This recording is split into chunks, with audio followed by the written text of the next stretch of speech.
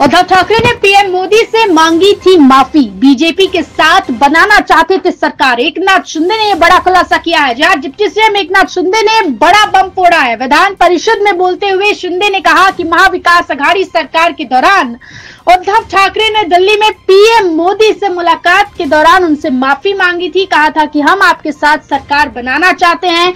मुंबई आकर उद्धव ठाकरे इस बात से पलट भी गए थे।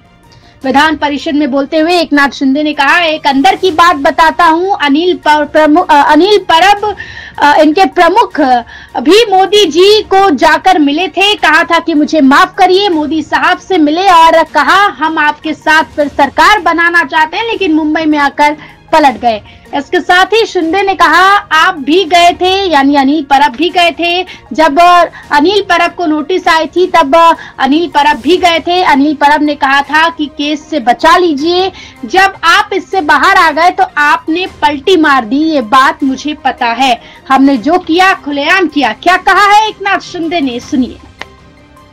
बाळासाहेबांचे विचार सोडले, खुर्चीसाठी औरंगजेबाचे विचार धरले आणि खुर्ची मिळवली यांनी, आणि म्हणून या सरकारमध्ये तुम्हाला या हिंदुत्वावर बोलण्याचा अधिकार नाहीये। आणि म्हणून बाळासाहेबांचे ज्यांनी विचार सोडले, खुर्चीसाठी तुम्ही 2019 मध्ये सत्ता मिळवली, काँग्रेस बरोबर जाऊन तुम्ही काँग्रेसमध्ये जाऊन सत्ता मिळवली आणि बाळासाहेबांचे विचार सोडले, औरंगजेबाचे विचार स्वीकारले, आणि म्हणून तुम्हाला बोलायचा अधिकार काय?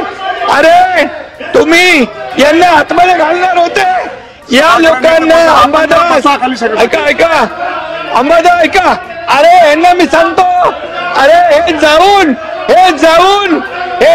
हे गेले होते तिकडे, हे गेले होते लोटांगण घालून आले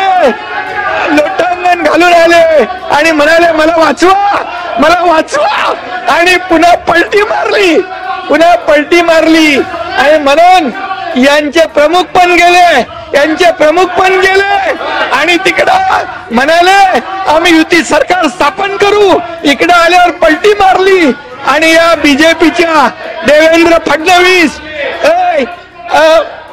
फडणवीस, गिरीश महाजन, प्रवीण दरेकर, आशिष शेलार या 4 लोकांना जेलमध्ये टाकणार होते। जेलमध्ये टाकून महाविकास आघाडी सरकारमध्ये भारतीय जनता पक्षाचे आमदार घेणार होते। त्यावेळेस मी यांचा डाव मोडला, यांचा टांगा पलटी करून टाकला, यांचा टांगा पलटी केला आणि महायुतीचं सरकार आणलं। महायुतीचं सरकार बसा औरंगजेबी विचार तुम्ही सोडा। औरंगजेबीचे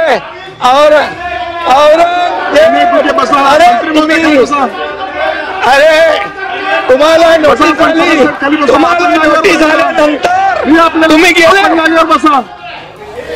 हे एक मिनिट तुम्ही बसा जरा, आपण का उभे बसा जरा, आपण हेमंत पाटील जरा खाली बसा, गिरीश महाजन आपण खाली बसा, हेमंत पाटील खाली बसा, अरे आपण बसा जरा, सगळे खाली बसला ऐकतात।